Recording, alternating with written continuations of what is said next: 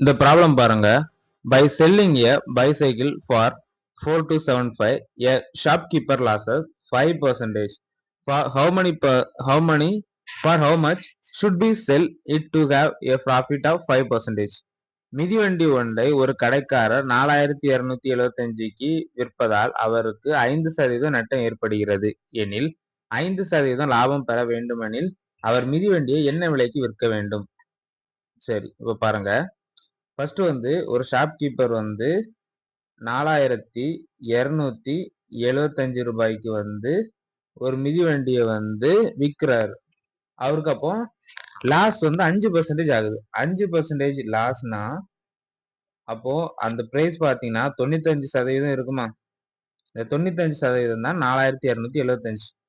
இப்போ how much should he sell it to have profit of 5%? இப்போ 5% அவருக்கு லாபம் வேணும். காஸ்ட் பிரைஸ் 100 அப்படின்னா 105% நம்ம எவ்வளவு கண்டுபிடிக்கணும்?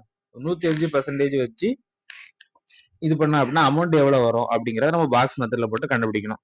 ஃபர்ஸ்ட் பாருங்க, இதையும் கட் பண்ணும். ஒரு 5 5 95 45 5 10 21 வரும். இந்த 19 இதையும் கேன்சல் பண்ணலாம். 2 19 38 வரும். 38 கூட 4, அடுத்து 2 19 38 38 கூட 9 95, 5 × 19 95 வரும். ஸோ 5 225 × 21 போட்டோம் அப்படின்னா 225 10 5 4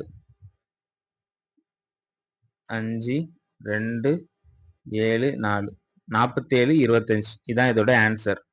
ஆப்ஷன் செக் பண்ணலாம். ஆப்ஷன் பில கொடுத்துருக்காங்க 47 25. 5% லாபம் வச்சோம்னா அப்படின்னா இது கிடைக்கும்.